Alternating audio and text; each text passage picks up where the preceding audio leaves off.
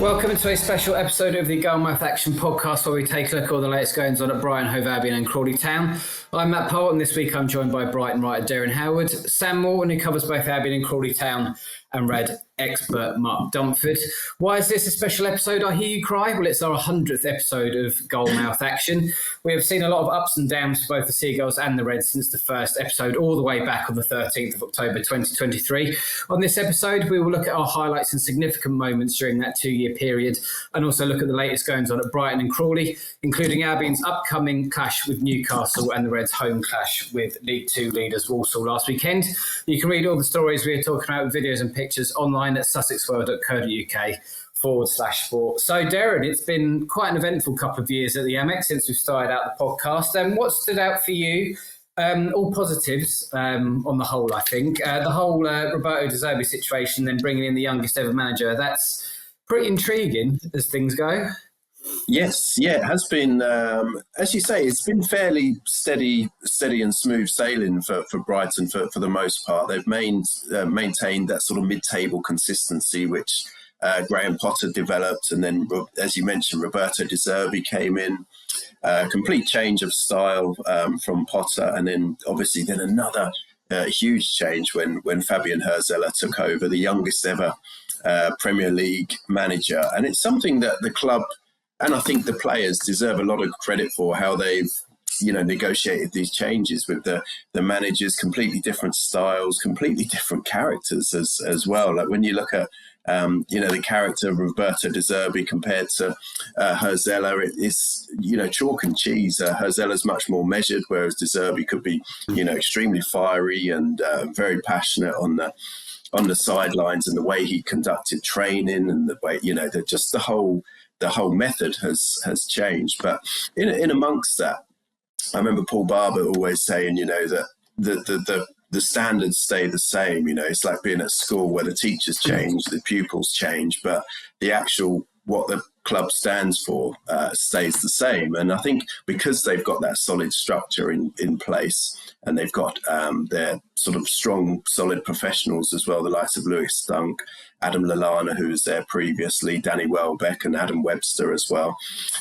Those type of players, Joel Veltman as well, they help to maintain the standard when there's quite a high turnover of players coming through, and managers as well. So there's so much work that goes away from the spotlight that keeps the club on an even keel. So even though they've had high turnovers of players and managers, it's still been fairly smooth sailing. Obviously, the highlights, the European runs, which I think Sam's going to talk about a bit more. Qualifying for Europa League, topping the group. Fantastic occasions for the fans. These are the best since we've been doing the podcast, and probably a couple of years prior to that as well. It's been as good as it's going to get, ever been for Brighton fans to be competing with, the best teams in the country, the biggest teams. When you look at the budgets that, these clubs have got, Man United, Manchester City, Arsenal, and Brighton have really been punching their weight against them. And they now go into these matches, really sort of going toe-to-toe with the best teams in the world. And I think since we've been doing the podcast, this 100th episode, and I think that's what I can take from this, is that Brighton have maintained that level. Even though they've sold some of their best players over the years, they keep reinvesting so far. They've done it smartly and reinvested, which has enabled them to compete. So, yeah, a really positive 2 years for Brighton, I would say. And Sam, Derren's mentioned it there. I'm guessing the away days to Rome and Amsterdam in the Europa League, that must be pretty high up there. Yeah, no, absolutely. I think it's incredible, really. Also, from a journalist point of view, the opportunities that provided, really. It was, quite an incredible turn of events, really. Brighton obviously getting such obviously a good draw, obviously with Ajax in the group stage, which is one that I was really hoping they'd get, and obviously pulled out in the group stage. And I don't think in any Brighton fans' wildest dreams could they imagine doing the double over Ajax, obviously winning at home and away as well. And that trip to Amsterdam was definitely one of the high points for Brighton. To go there and get that 2-0 win was incredible. See Ansu Fati and Simon Adingra getting the goals on the day. And I just remember being at the Johan Cruyff Arena and just the atmosphere just taking my breath away, and the noise levels, especially from obviously the home fans, is just something I'd not experienced before then. And it was, just incredible to be there and experience that moment. And Brighton obviously getting the win was just a bonus, really. And it was just great to be there, obviously in the city, seeing all the Brighton fans donning the Seagull costumes and Brighton outfits and kind of taking over the city, really. And it obviously is one of the most peaceful cities in the world as well. So it was, just a fantastic occasion, really, for Brighton. And on the opposite side, the trip to Rome wasn't as successful. Obviously, once again, incredible to be there and be inside the stadium in Rome was just, again, an unbelievable experience and just an atmosphere you just don't experience in a kind of anywhere else. But obviously it didn't go to plan on the pitch, losing 4-0. That didn't be Brighton's first knockout fixture in European competition, which obviously is not how they would have wanted it to go. But it was definitely a learning curve. Obviously, if they do get the opportunity again, I'm sure they'll learn from it. But there was all sorts of things going off the pitch, as Mark can attest to as well. Obviously, we made a trip together, and we didn't expect to be covering kind of news stories about stabbings as well as the football. But that's how the trip. It was crazy, yeah. Obviously, I had some grueling journeys as well, didn't we, on the bus? And I think we pretty much had every mode of transport possible in that trip. We did. We're a luxury hotel. Certainly very eventful. But it's an experience that I certainly won't forget, and I'm sure that those Brighton fans won't as well. And just absolutely incredible time to be a Brighton fan over the last few years, really. Yeah, I was going to say, Mark, you're not a Brighton man, but you tagged along for that trip to Rome. Eventful, both on and off the pitch, I think it's safe to say. We were there, I think it was 3 days in total were we there for, I think. And we were, I don't know, because you do tend to, when you're going on a trip like that, obviously all your colleagues think you're just going off on a jolly kind of thing. Yeah. You try to overcompensate, but I think me and Sam were as busy as we've probably ever been over those 3 days. Like you say, covering that unfortunate stabbing. Luckily, the person survived. But it was crazy. Just getting into the Roma Stadium was a nightmare as well. We were going straight to the airport after the game and had to unpack. We packed our bags so tightly because we could only have a rucksack, and we had all our work gear, 3 days worth of clothes and wash gear. Had to unpack it all for the security and everything. And it was just, there was just lots of it. But the actual game, the atmosphere was incredible. Just the sort of song that they sang. I can't remember what the name of the song is that the Roma fans sing, but it was just, proper spine-chilling kind of, hair on the back of your neck kind of, atmosphere. It was incredible. But, they were taught a footballing lesson that night. Because we were sat so high up, you could see the whole pitch. Not like when I'm at Crawley where you have to move your head to follow the ball and all that. You could you just have to move your eyes, but just seeing how organised Roma were was amazing. And it was a great experience. Yeah, I imagine it was. Derren, starting with you, what do you see as the most significant moments on and off the field for Brighton in the last 2 years? Yeah, as sort of I mentioned, it's just that stability, I think, that Brighton have managed to create in the structure that they've built.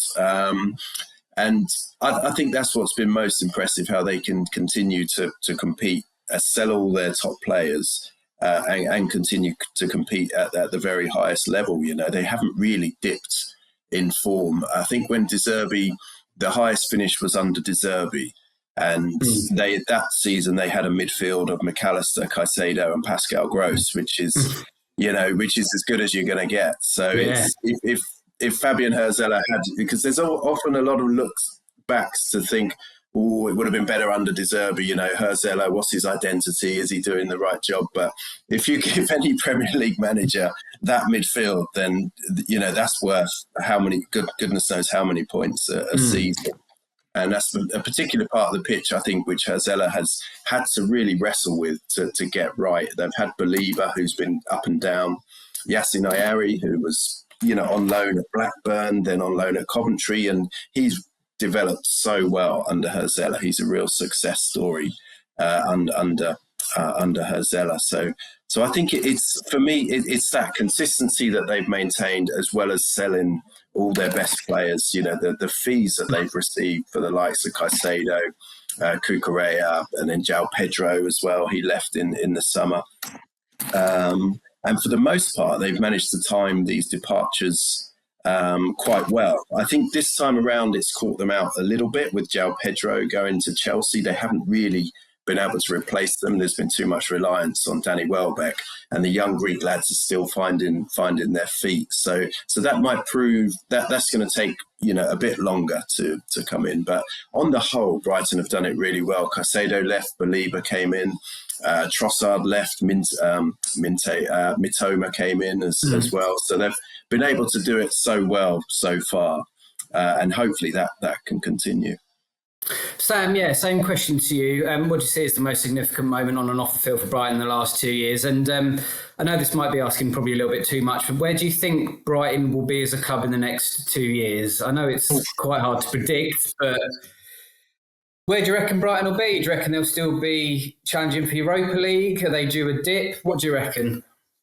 Yeah, that's a really tough one. I think I'll start with that. I think there's bound to be a bit of a dip, isn't there? Because they've had such highs in the last few years, and Derren's touched on it a bit there. The amount of talent that have come through the doors at Brighton, and when you really stop to think, it's quite remarkable, really. The fact that they've had obviously Alexis McAllister and Moises Caicedo in the same team, and they've gone on to obviously, you'd say, bigger and better things, and they're doing really well. Obviously for Liverpool and Chelsea respectively, but.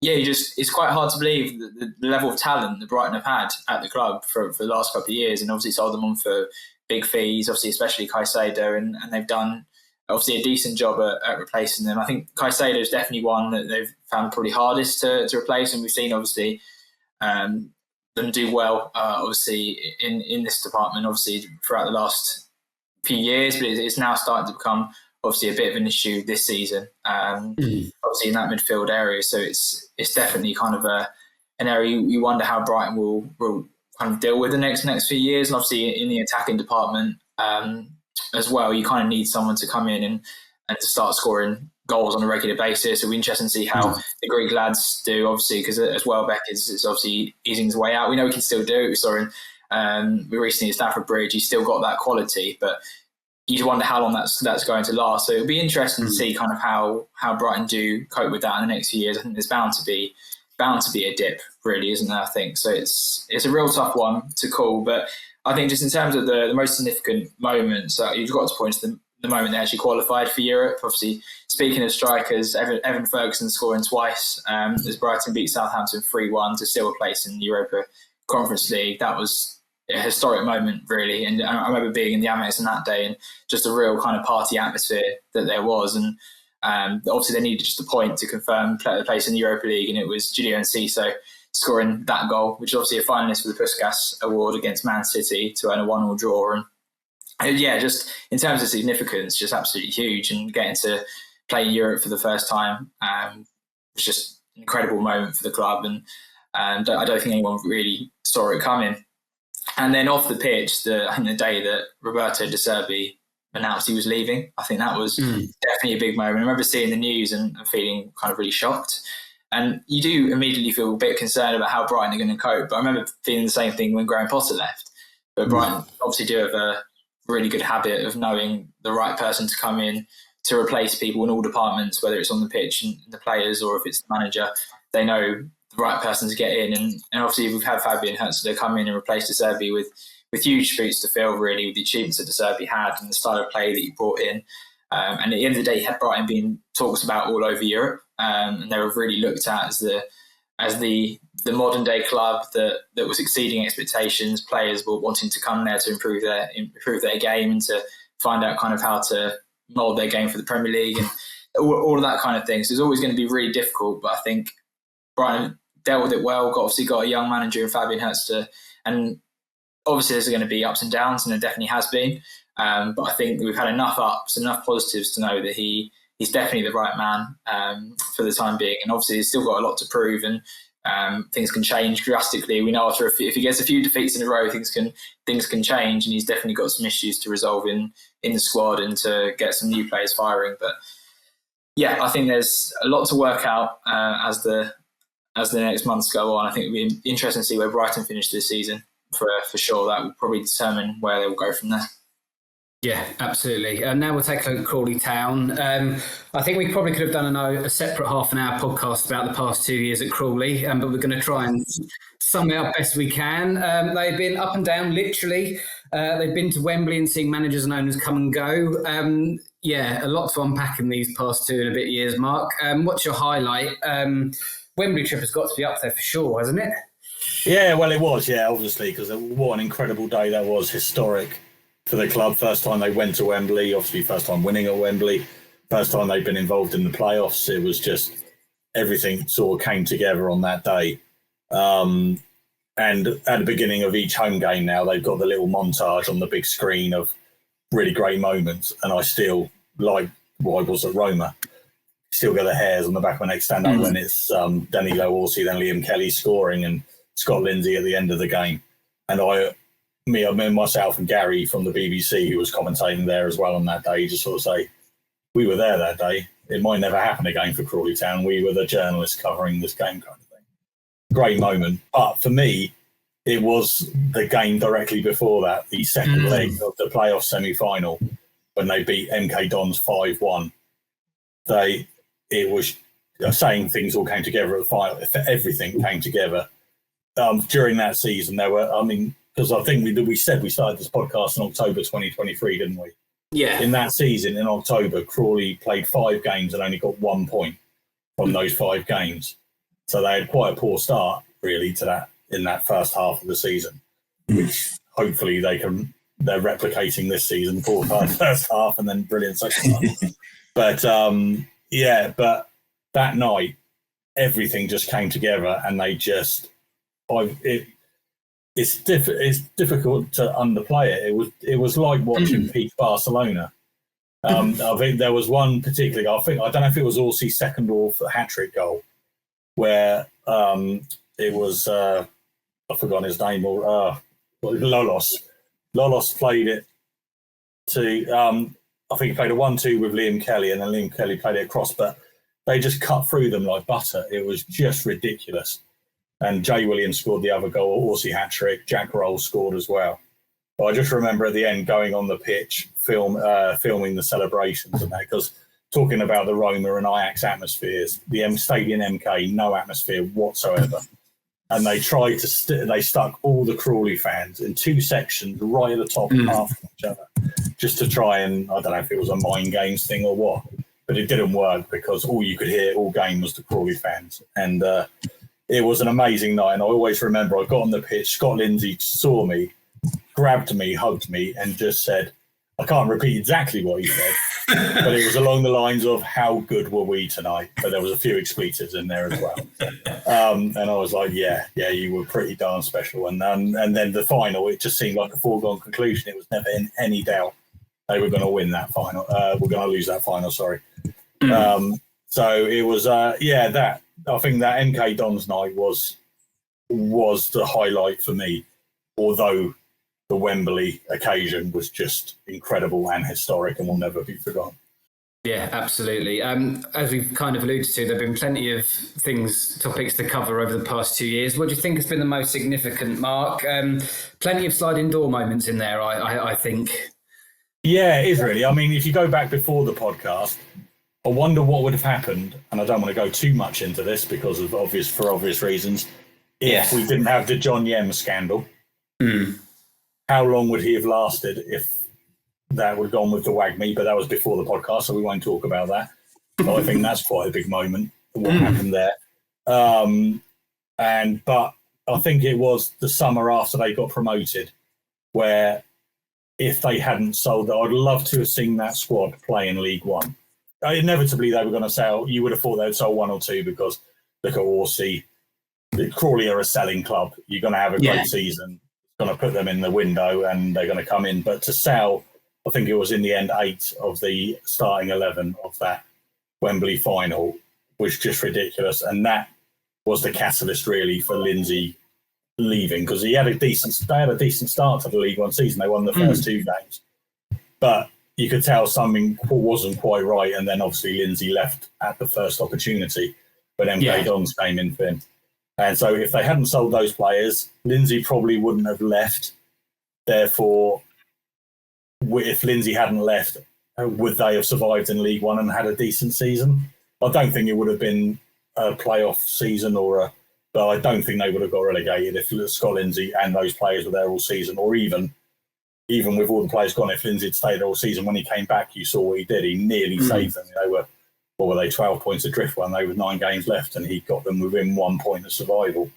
So I think that is sort of the most significant moment. But Scott Lindsay coming back is hugely significant. And although they've had this awful, terrible start to this season, 1 point off relegation, off the bottom place at the moment, I think it will to some extent mirror that first season, full season under Lindsay.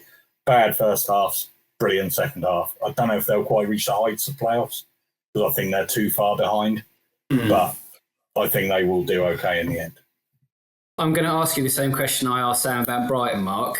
I think this is an even harder question to answer. Where do you see Crawley in 2 years' time?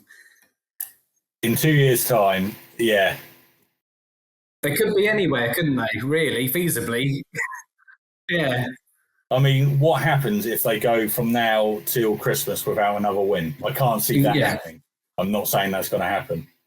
But do they stick with Scott Lindsay? I mean, I personally would. I think he can turn it around there. And these players are gelling, and it's going to take time. But if they don't, and the owners feel like they have to make a decision, we saw the decision that was made last year, admittedly under different owners. Rob Elliott probably wasn't the right person for the job. So it's difficult. Yeah, it's a difficult one. I think they will be, like they were for many years, a middling League Two side in 2 years' time. I think they will still be there, but they'll be a bit more stable. You won't see as much player turnover, and I think there'll be a team that's around mid-table, maybe pushing for playoffs again. Scott Lindsay will tell you they'll be back in League One in 2 years' time, but even where they are now. But it's a really difficult question to answer because there's so many things that could happen. I mean, worst case scenario, they drop out of the league. What happens then? They're not like an Oldham they haven't got that history. They're not a big club as such. It's not going to be very, very easy at all for them to get back into the Football League. But I can't see that happening, especially with Scott Lindsay at the helm. Yeah, touch wood that doesn't happen. And now back to current matters, starting with Brighton, who returned to Premier League action at home to Newcastle on Saturday. Sam, the clubs have made an almost identical record going into this one. What have you made of the Magpies so far, and the impact of German striker Nick Voltemade? Yeah, it's been a bit of a strange season for Newcastle so far. It didn't obviously get off to the best of starts with 3 games without a win. They had a goalless draw at Aston Villa, followed by a very unlucky defeat at home to Liverpool, conceding in the 10th minute of injury time. That was a wild game, that one. And then they drew 0-0 again away at Leeds. So, yeah, as I say, not a great start. But then, as you mentioned, new signing, Voltemade getting the winning goal against Wolves in a 1-0 win. Then they lost at home in the Champions League to Barcelona, so obviously no shame in that. Then another goalless draw, third of the season, away at Bournemouth. Again, not the worst results because Bournemouth have been great this season. Then they had a comfortable win in the League Cup, 4-1 against Bradford. Another very unlucky defeat at home to Arsenal. Voltemade scoring again, but conceding a 96th minute winner to Arsenal. And then it's been better since then, a 4-0 win in the Champions League, and a 2-0 win at home to Nottingham Forest. And that new man, Voltemade, scored a goal in each of the last 3 games. So he's definitely finding his form, finding his goal-scoring form for them. And he also scored for Germany against Northern Ireland on Monday night as well. So definite person to watch out for in that Newcastle team for Brighton, who have had a good record against Newcastle. In recent years, obviously, were unbeaten against them last season, including their FA Cup success, which is another game to go down in good kind of the recent good memories at the club. Obviously, Danny Welbeck scoring that got a winner in extra time was definitely a great moment for Brighton in recent years. And we know Yankuba Minteh loves a goal against his former team and has had a couple of very unusual celebrations against them. So it'll be interesting to see if he does that again and comes out with something else a bit unusual. But I back Brighton to put in a good performance. They will obviously be really up for it. Obviously, as you mentioned, they're really similar starts to the season. Newcastle are actually only above them on goal difference by just the one goal in 11th and 12th, respectively. So I think it's a big game for Brighton to get the confidence going again. After that 2 points drops, you'd say, at Wolves, and they'll be looking to bounce back quickly. And obviously, in front of their fans, they'll be looking to get a really big win. And it's going to be difficult, as I say. Voldemort is going to be one you're going to try and keep quiet. I'm intrigued to see that battle probably between him and Van Heck, how much he's going to keep him quiet. And you'd imagine Lewis Dunk will probably start again alongside him. So definitely going to have a busy afternoon, I think, the two centre-backs. Yeah, Sam's mentioned it there, Derren. Yankuba Minteh, he's been really good for Brighton so far, hasn't he, this season? He'll no doubt want to impress once again against his old club. And do you think he'll celebrate if he scores? I'd love to see him. Yeah, I'd really like to see him celebrate, and you really wouldn't put it past him as well, to the form he's been in, to hit the target against Newcastle, or cause them plenty of problems at least.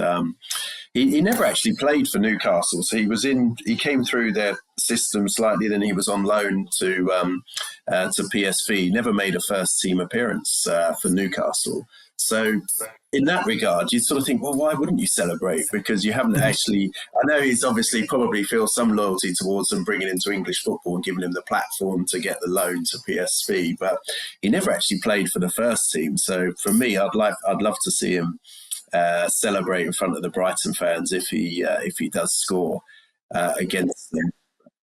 Yeah, give it the full treatment. So, but yeah, it'd be interesting. It wasn't. Sam mentioned it. It was a strange one. I was at the game last season when it was a strange game in all round. Actually, it's full of VAR checks, and it was one of those annoying sort of games where it just kept on getting interrupted.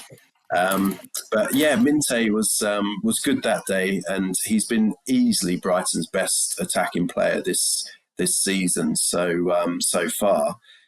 So yeah, I think he's going to be a real threat, and hopefully he comes back from international duty unscathed and ready to go. Yeah, that moves us on very nicely to my next question, Derren. What's the latest team news and injury news from the Albion camp? Have they got a clean bill of health after the international break, or has anyone picked up any knocks while away with their country? Some are still going. So Brian Gruder, he picked up a knee injury while he was with the German under-21 camp. He came home early, so he's going to be assessed to see if he's fit to play against Newcastle. Signs are not looking that good, actually. It's something he picked up a knee problem against Wolves, and the German federation were quick to assess him, and they sent him back quite swiftly. So we'll see what happens there. Matoma, he missed the Wolves game. He didn't travel with Japan as well. So hopefully that period has given his ankle enough time to rest and recover, and hopefully he'll be fit to face Newcastle. We're talking about Yankuba Minteh. He's on the bench actually at the moment. They're playing Gambia, playing Seychelles as we speak. 2-0 up at the moment at the time of filming in the Seychelles. But Yankuba Minteh is on the bench. He's not playing. He did though play 90 minutes when they lost 4-3 to Gabon last Friday. Aubameyang scored all 4 goals for Gabon against Gambia. Baliba as well, the long-haul international sort of players. Baliba, he played 82 minutes for Cameroon in their 0-0 draw against Angola yesterday. And then last Friday, he played 75 minutes against Mauritius. So hopefully a few more minutes in the tank for him will do him the world of good. Whether he starts against Newcastle is something Herzella's going to have to assess closely. He's been a bit of I've mentioned the word liability last week. Maybe that's a bit too strong, but he's way off his best at the moment, particularly in the Premier League. So it's Herzella's got a big decision to make there this Saturday. And Diogo Gomez, he's also on long haul international duty. Played 50 minutes against South Korea in the 2-0 loss today. And then last Friday he played and scored. Played for 69 minutes and scored in a 2-2 draw against Japan. So hopefully those players will come back okay. Gomez is probably going to be quite key for Brighton. He's been in good form of late. And then Joel Veltman, he's struggling with a calf injury. He'll be assessed. Hinchell was probably a couple of weeks away with his ankle problems still. Solly March has a knee injury, obviously long-term absentee, and Adam Webster's still out as well with his knee injury as well. Excellent stuff. Well, best of luck to Brighton at the weekend. Moving on to Crawley Town, Scott Lindsay's men drew Runnel with League Two leaders Walsall on Saturday. The Reds dominated the game but could only get a point with Ryan Loft scoring and Harry McCurding missing a penalty, which I'm sure Mark will be telling us all about a little bit later on. The Saddlers equalised through a stunning Connor Barrett strike to share the spoils. You were at the Broadfield Stadium, Mark. What did you think of the performance and who stood out for you? I'm quite looking forward to your description of McCurding's penalty, I must say. It was very, very poor. It was weak. It was just one of those ones where it's side-footed and keeper didn't really have to do much to save it. It was so disappointing because it came really early on as well. Max Anderson, who was one of the players who stood out, he was superb. Max Anderson ran the midfield. He got tripped, and I think it was within the first 10 minutes, and you just thought, hello, this is going to be Crawley's day kind of thing. And then everybody in the crowd just went, oh, when the keeper saved it kind of thing. But their heads did not drop at all. And that's what Scott Lindsay sort of said about his side this season. When they let in a goal or something goes against them, they've let their heads drop and they haven't been able to fight back. But this was, it was Harry McCurdy who set up Ryan Loft's goal. Brilliant turn in midfield, took it down, cut back on his right foot, chipped over the back post, and Loft was there to head it home. Really good goal. And they just absolutely dominated. But again, they just chance after chance just went begging. I think Loft and Anderson and everyone, they had shots blocked on the line. To keeper pulled off a couple of really good saves. And they just, if you look at the stats, again, I do this every week, but they had 73% possession, 15 shots on goal, 7 on target. There were 4 big chances for Crawley. They had 579 passes compared to Walsall's 198. Remember, Walsall were top of the league at this point, and they still are. And Crawley's pass completion was 87%, and Walsall's was only 57%. And the XG, still don't understand it, was 2.64 for Crawley and only 0.55 for Walsall. So they absolutely battered them. But they just couldn't score. And like I said, Max Anderson really stood out. Charlie Barker got sponsors man of the match. But arguably, Scott Malone probably should have got man of the match. He played a left wing back, first 90 minutes in the league since leaving Crawley, first time round, and since coming back, sorry. And he was immense. He was up and down. He looked really effective in attack. He was really good defensively, as you'd expect. And he just brought a real, as I think Lindsay said, nous and experience to the side, which Crawley have probably been lacking a little bit. So he played really well midweek and against Leyton Orient in the Virtue Trophy.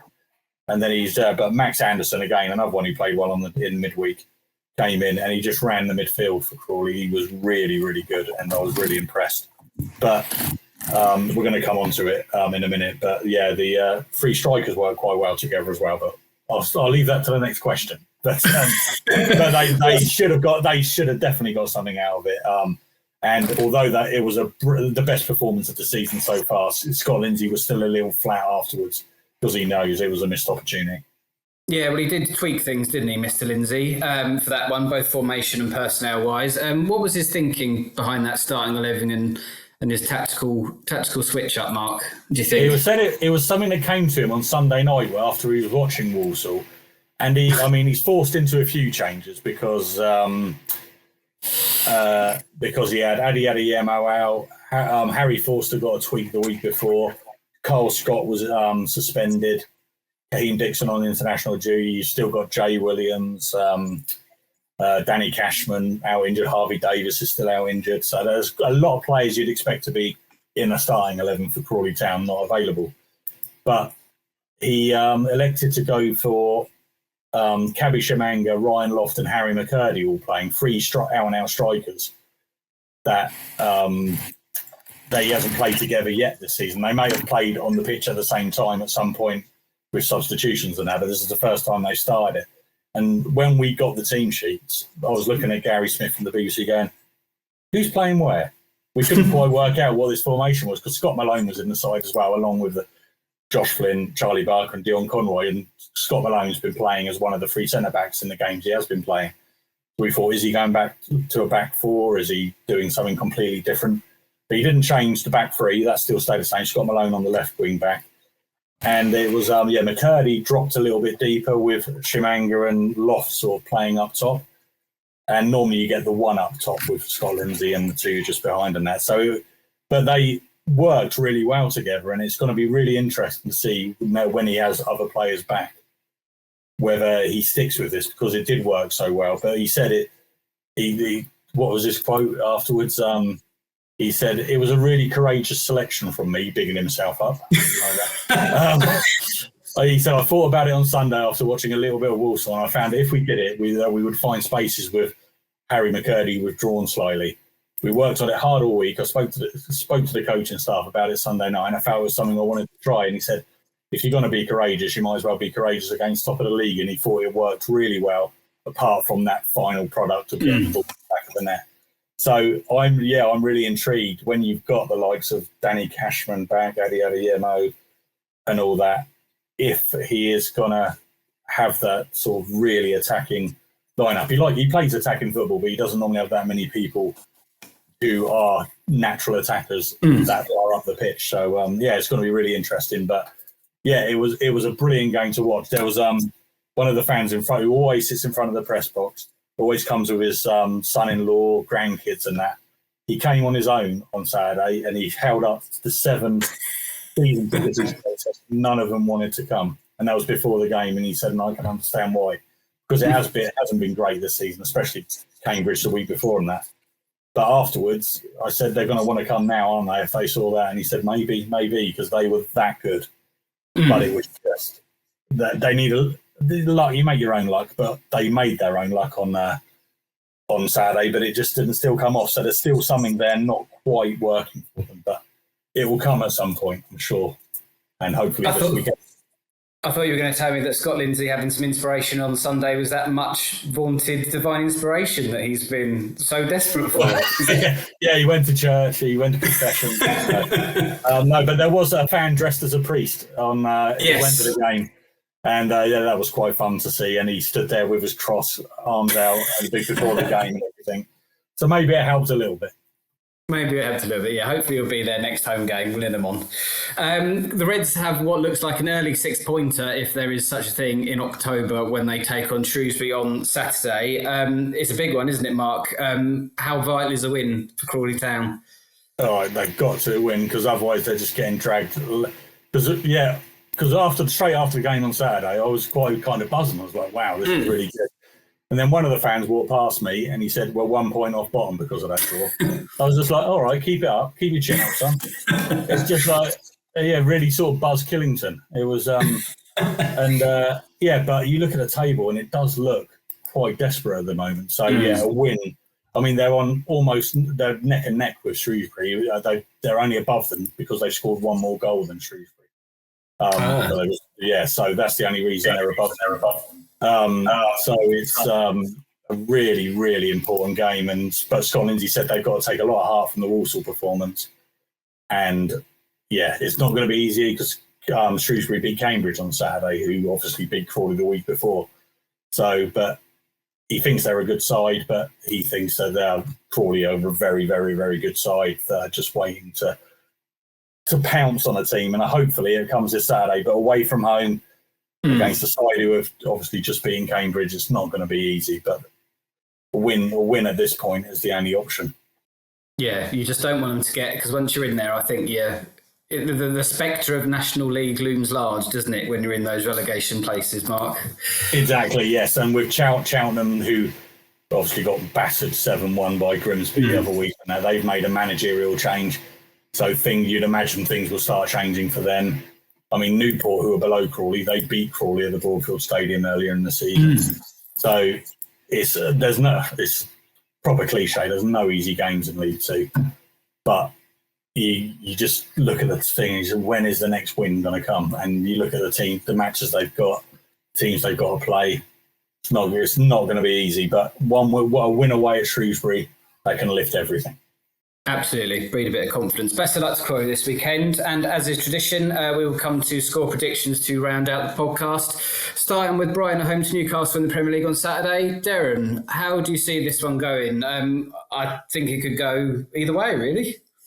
Okay, so I'm determined to get my first prediction of the next century correct, but it's always tough to predict after the international break. But I'm going to go 1-1, I think. Sam, how do you see this one going? Would you take a 1-1?